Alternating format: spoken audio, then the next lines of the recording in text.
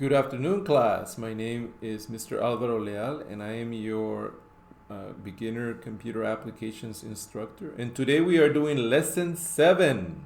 And this lesson is all about taking a database of car inventory from a text file, and it needs to be converted to Microsoft Excel.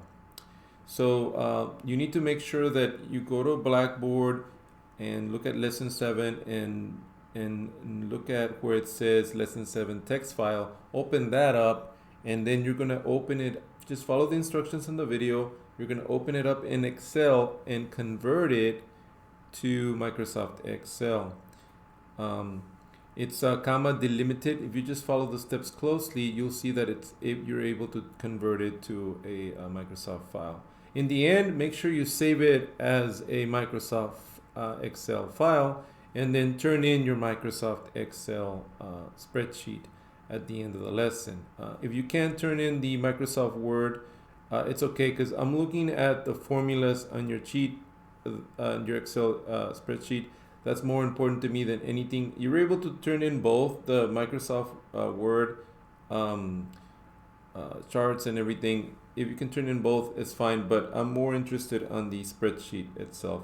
So without further ado, let's take a look at the video, follow along, and if you have any questions, make sure that you contact me. You can text me or email me. All right, so let's go ahead and look.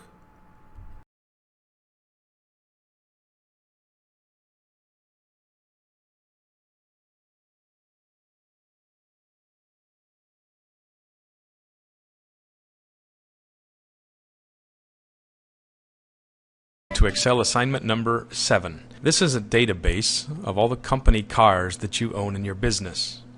This is a rather extensive spreadsheet, so we're going to split the lesson into 3 parts. You can see the lesson contents on the screen. First of all, we're going to use importing to create a text file into a spreadsheet. The second is we'll introduce 3 new formulas, left, middle, and right. We'll use VLOOKUP formulas to create a value out of a table. We'll review the if formula. We'll use the concatenate formula to put cells together. We'll work on a pivot table, and lastly we'll import our documents into Microsoft Word. Your company fleet manager might have a computer system that does tracking, and he's asking you to do some analysis now on the cars that are in your company. Usually when a person gives you a database, you have a few options. You can modify it in a database program such as Access, or perhaps what you're more familiar with is with Excel. And so we're going to use a database aspect of how Excel works today. You'll see that the spreadsheet on the screen shows the cars that we own in the company with some IDs, some miles, their cars and years, and their makes, their numbers, the principal driver. And so we're going to do several steps with database functions using Excel. First of all, you won't get a spreadsheet when you ask for inventories. Usually what you get is a text file, and so what I have on the desktop here is a spreadsheet in the form of a text file.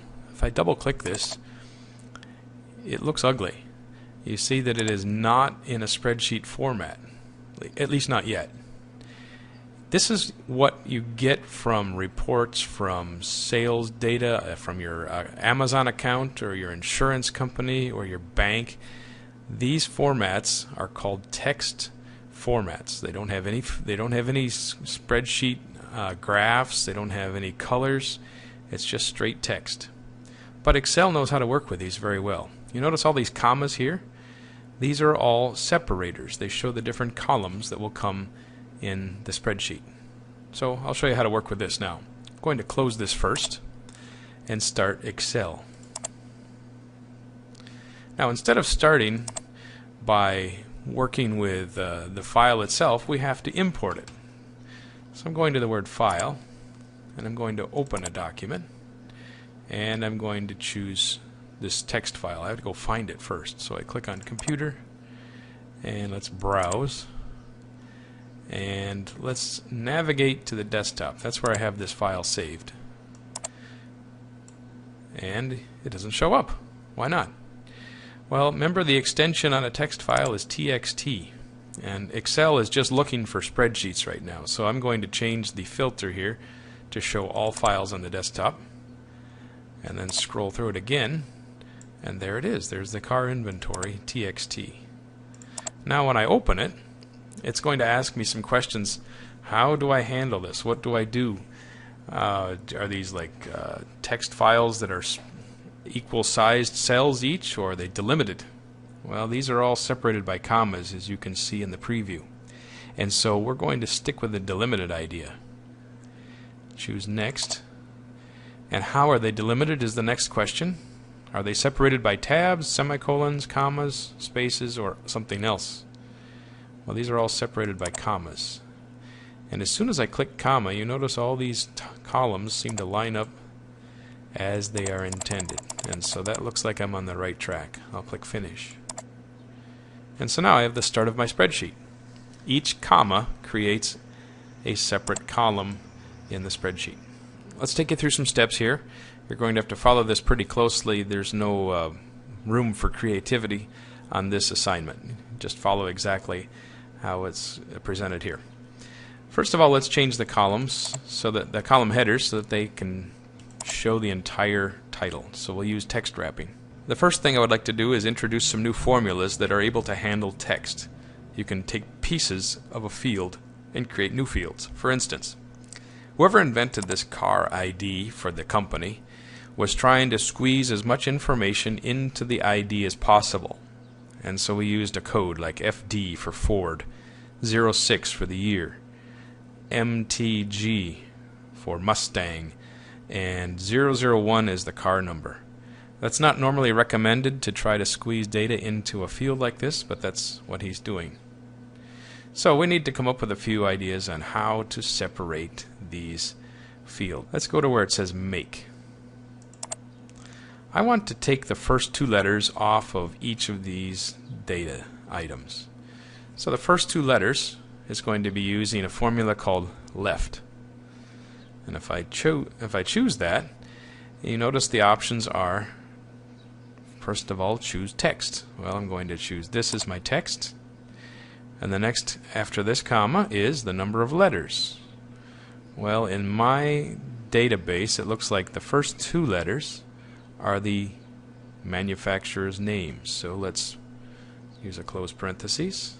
And sure enough, you can see that it's just slicing off the first two letters of the database.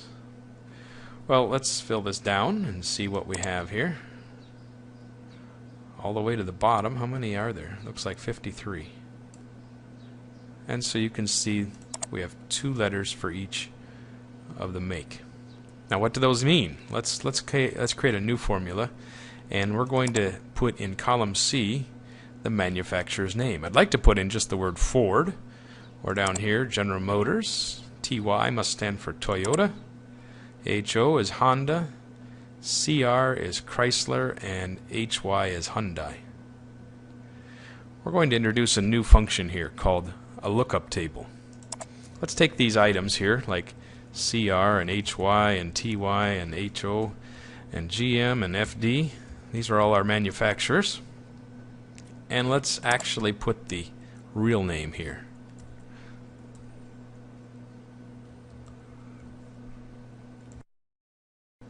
Okay, you can see that I've created a small table that coordinates these abbreviations with the full name. To make this work, though, I have to have these in alphabetical order. So I'm going to highlight these, just these cells, not the whole table, and sort them. So I look for the data command and sort. It says, what do you want to sort by? I want to sort by the first column, and click OK. If you don't put them in alphabetical order, this next process is not going to work. Now that I've got these charts here, I'm going to look them up. I'm going to look up FD in the chart and put in the word Ford. The computer function to do that is called equals V lookup. That means vertical lookup. It's going to look through a table vertically, look up the words FD, or the letters FD, and then return the second column, which is Ford. So let's type in the whole command here, lookup, and let's follow all these options through. First of all, The first item it's looking for is the lookup value. So FD is the lookup value. Put a comma. And then the next item says table array. The table is the little set of data at the bottom. I'm going to scroll down. This table, and then a comma. Then it says column index number. That means which column in this table contains the real word that you're looking for. Not the abbreviation, but the real word. So the second column contains Chrysler, Ford, General Motors. So I'm going to type a 2 up here. And a comma. And then actually this is the only option that we need. We can close the parentheses. Now press Enter. And scroll to the top. Notice it says Ford. Looks like it's working. Be careful, there's still one error with this, but we'll discover that in a moment. If I fill this down, you're going to notice there's a relative reference error problem. Everything stops working after the third row. It has this NA, which means not available or not accessible. And so what's going on? Well, if I double click on the second item, you'll see that this table is looking at rows 57 through 62. And you notice down here that it's been shifted down one.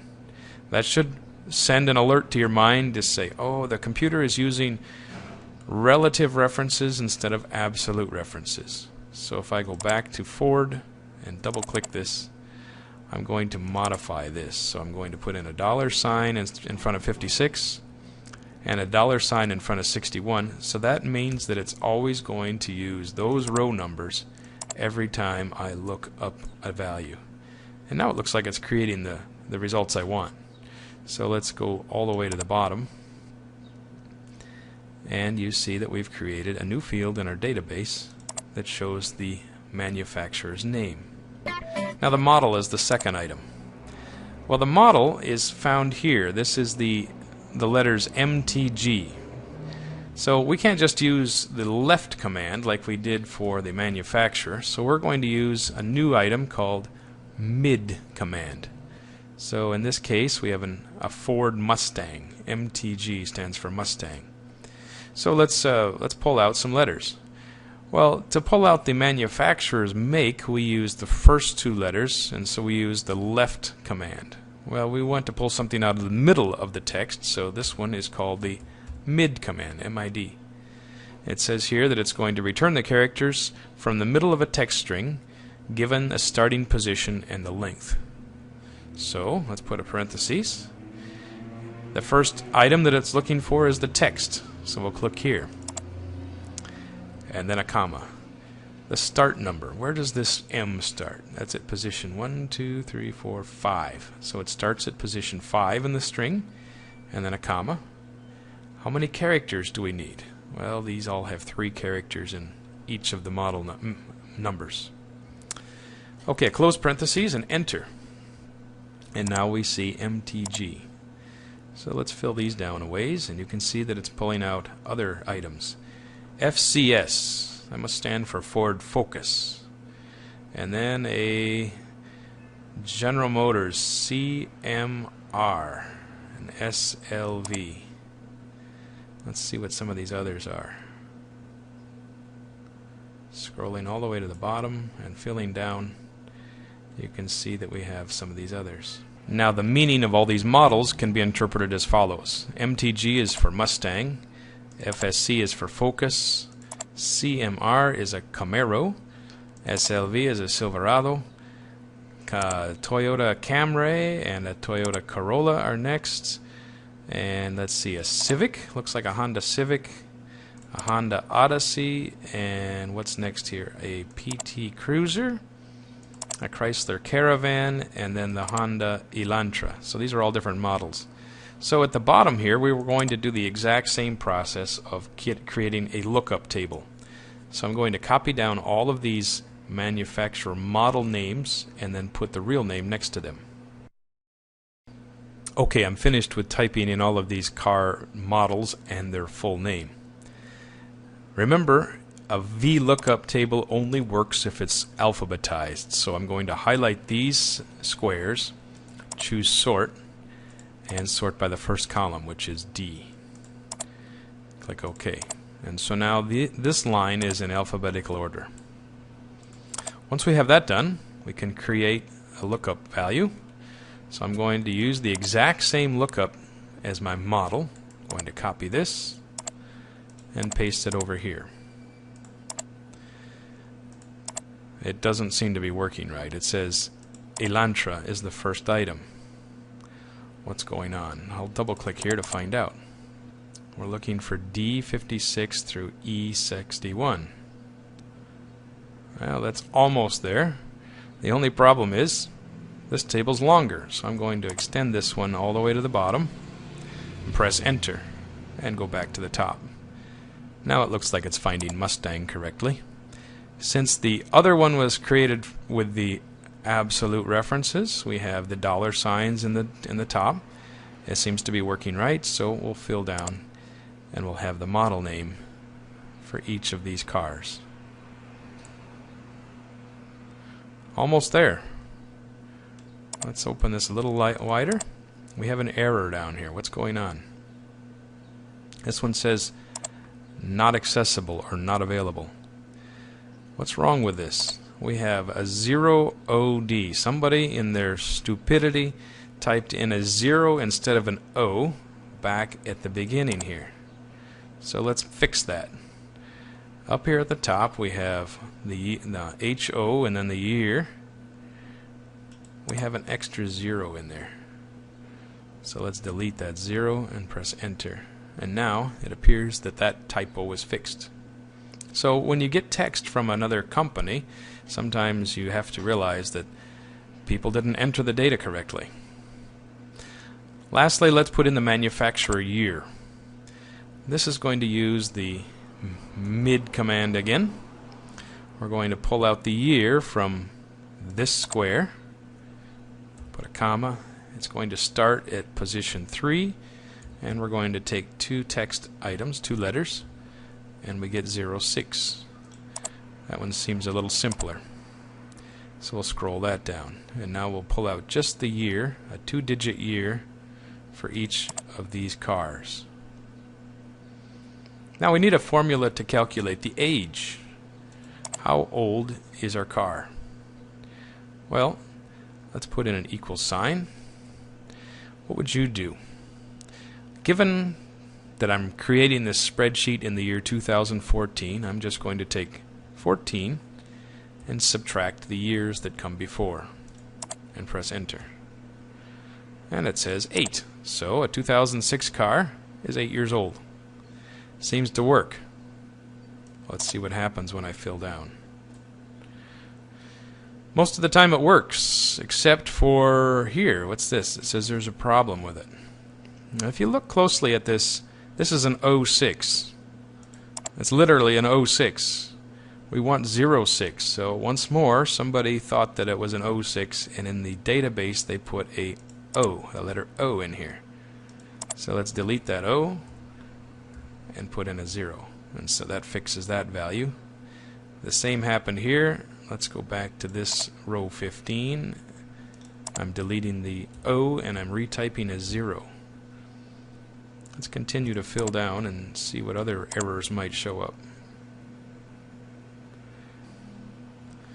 Oops, there's another one, another value that says it cannot be read. So let's go to here, HO, and then a 05.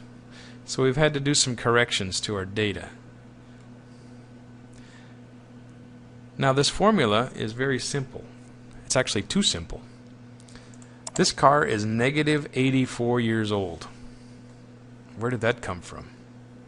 Well, that was called the Y2K bug, where computers just held 2 digits for every year.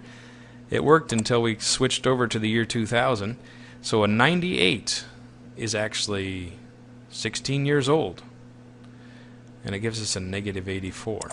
That's because it's taking the formula 14 minus the value in cell F19. Well, it's a correct number according to the computer, but it doesn't serve our purposes. We want to make sure that the number comes out correctly. So let's readjust our formula. Let's erase this one, and I'm going to ask a question. If the difference between 14 minus this gets less than 0, then I want a formula for all those 90s and 80s cars. Well, I just simply say I'll take 100 minus the year, and that'll get us the distance between 98 to 2000. That would be about 2. And then I'm going to add 14 to get to our current value. Otherwise, we'll just use the previous formula. We'll say 14 minus this here. And so now we have two different cases. For those that are less than 2000 and those that are greater than 2000. If I press enter, I still get the same results for the first. And let's scroll to the bottom and see what happens. And so sometimes a simple calculation needs to have a few cases. So yeah, this is correct now. A 1999 car in the year 2014 is 15 years old. So the formula seems to work. Now let's go over to this formula, miles per year. Well, that should be pretty simple, at least at first glance. We want to say this equals the total miles divided by the years driven, which is the age of the car. And so that shows 5,000 miles. Let's fill this down, and let's see if it works. Almost all of them work. There's a few errors. There's an error. It says divide by 0. Why in the world are we getting that error? That's because over here in the age it says this car is 0 years old. It was made in 2014. Is it really 0 years old? Well, it's less than a year old, but it's not 0. So it's probably 6 months old, maybe 3 months old. Let's make a slight adjustment to our formula. If I double click on this formula, you'll see that I'm dividing 8, the age, divided by the miles. Well, the age in some of these was 0. We can't really divide by 0. And this car really is not exactly 8 years old. It might be 8 years and 6 months. Because a car that is 0 years old really has a few months already on it. So let's just round a little bit. Let's add a little bit of a number. Well, let's see. We want to add something to G2. So I'm going to have to put a parentheses before G2 and add 0.5. So let's add a decimal 0.5 so that year is really a year and 6 months. Why parentheses? Well, you should know from your order of operations in your algebra class that you're supposed to add and subtract after you divide and multiply. And so we want to make sure that we add first and then divide. So that's why the parentheses are there. If I press enter and then fill this formula down, we should get better results. So the mileage calculation is based on the age plus 6 months, and we have no divide by 0 errors. Let's format these two columns. They could probably use some commas to make them look more like miles. It's easier to see when you have thousands if you have a comma in there. Let's keep moving. The color of this is black, white, green, etc. That's fine. We'll use that in a few minutes when we get to the new car ID. The principal driver shows the last name of each employee. How many warranty miles are there on this car? This is a 50,000 mile warranty, and this car is just barely under the warranty. It still has 10,000 to go. Well, the question is this covered under warranty? That's the formula we're going to do next. And so we'll do an if calculation. If the miles are less than or equal to the warranty, then yes, it is covered. And so I'm just going to put the letter Y for covered. A comma, so if it's not covered, I'm going to write the word not covered. And then a quotation and a parentheses. So now this says yes, it is covered. I get a Y. If I fill down, I will see a different value for each of these cars. And some are covered and some are not covered under their warranty. The last item that we're going to fill in here is called the new car ID.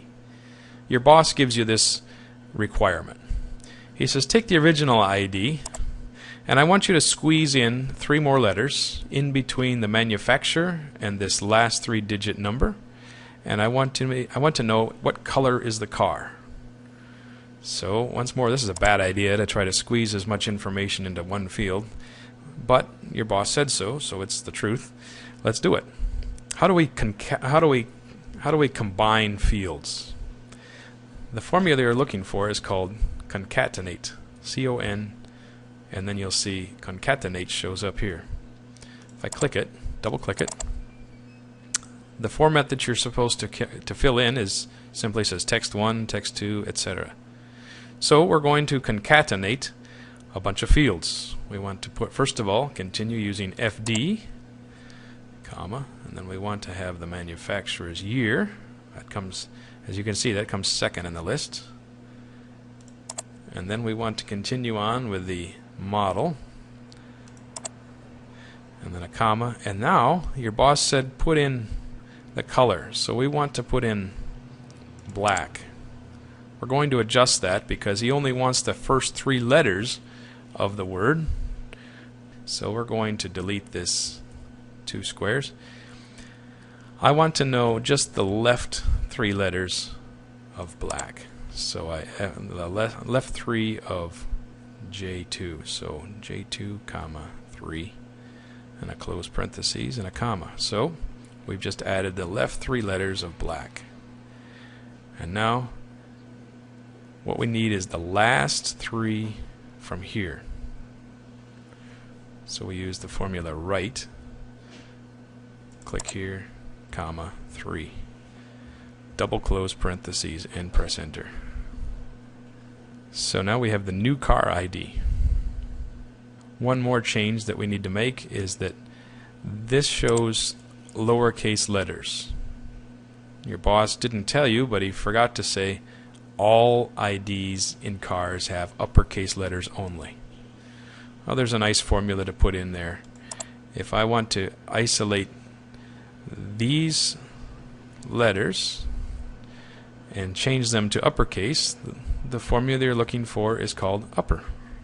So I put a parenthesis around the part that I want to be uppercase and press enter. And now the new car ID shows BLA as black. I'm filling down, and now we have a new car ID. Okay, so those are a lot of different database functions that you can use to manipulate text. The next item in our checklist of things that we're going to see on this assignment is called a pivot table. A pivot table allows you to summarize data. For instance, your boss might ask, of these drivers, who has the greatest amount of miles? There's some formulas you could work with, but here is one of them. It's called a pivot table. I'm going to insert, and under the insert command you see pivot table. It says what's my range that I'm going to work with, and it automatically selects the entire spreadsheet. Click OK. A pivot table creates a new sheet. Down here you notice this one said car inventory, and this sheet is called sheet 1. I'm going to select the driver first, put a check mark next to him, and then I want to know about the miles on the car, so I click on miles. Automatically the computer assumes that I want the sum of the miles and the driver, and so now we have a chart that shows each driver and the number of miles that he created. Well, you could also put in a chart and create a list of all the drivers and their miles. And so Smith jumps out right away from our graph. Whoever Smith is, he's driving a lot. Let's go back to our car inventory and see what Smith is up to. Smith, what kind of car does he have? Well, he has a Ford Mustang. No wonder he's driving so much. I would drive a lot too if somebody gave me a Mustang. And so Smith shows his miles as the most of anyone in the series. Another type of graph that we haven't worked with yet is called a scatter chart. A scatter chart allows you to put specific data points on a graph. So I'm going to select here the age of the car and the miles. Just these two columns. I'll click on their column headers and select the entire column. I'm going to insert a new chart, and the chart that I'm looking for here has a bunch of points on it. It's called a scatter chart. And as soon as you select it, you can see what it's doing. It's pointing each of these graphs, each one of these dots on the graph shows that the years across the bottom are showing from 0 years up to, looks like about 18 is the oldest car. And then the number of miles each car has. And so it almost looks like a straight line. Well, there is something called a trend line that we're looking for. So I'm clicking on the plus sign up here, and I'm selecting trend line. And now there's a dotted line that goes up and down through the middle of these dots. We could probably make these axis titles a little bit easier to read, so I'm going to select those as well, deleting the word axis title and putting in the word miles. Miles driven. And then down here on this axis, I'm changing this to the age of the car. Age of the car, and then in parentheses, years. And so let's park this off to the side and slide over. So now we have a chart that shows the miles in our inventory.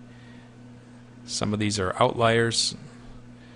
Some of these are right on the line.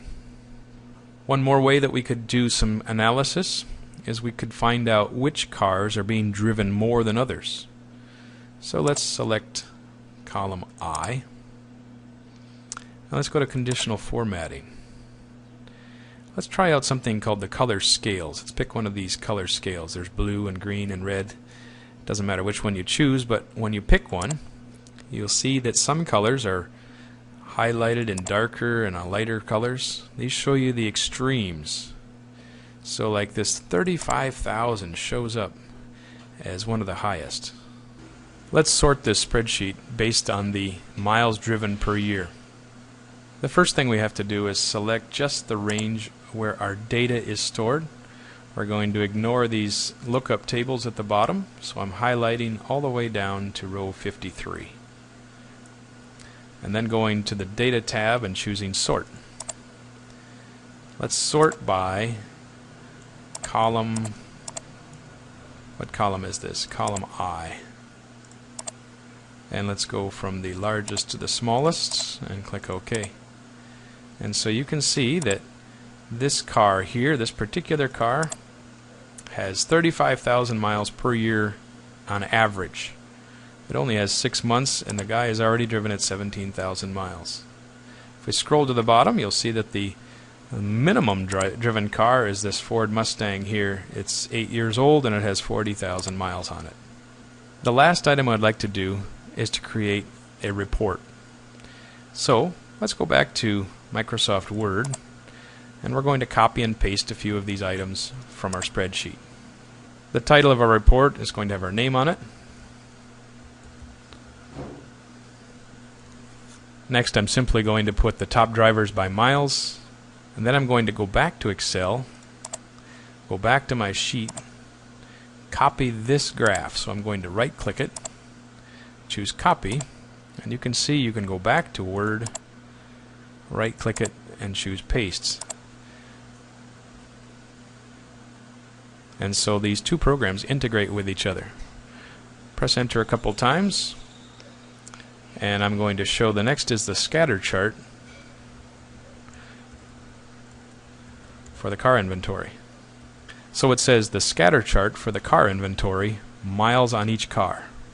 Now I'm going back to Excel, and I'm going to copy this graph here that has the scatter chart. So right click on it, choose copy, go back to Word, right click, and choose paste. And so I have two charts that came from my graph. Let's print these and call that our final assignment. One more thing, when you go to save a document in Excel that was created using a text file, you can see up here it says car inventory text. When you go to save that, you're going to get an error message. It says you're still in the tab formatted text. Do you want to keep using that format? You should say no. We want to save this using a new format. Instead of tab delimited or text delimited, we're just going to choose Excel Workbook. And now all those pretty blue and all the formula and all the other things that were created in the charts, they will stay with your spreadsheet. A regular tab or text delimited file cannot possibly save these items. Okay, in Microsoft Word, let's go File and Print, and we'll call our document done. In this section, we're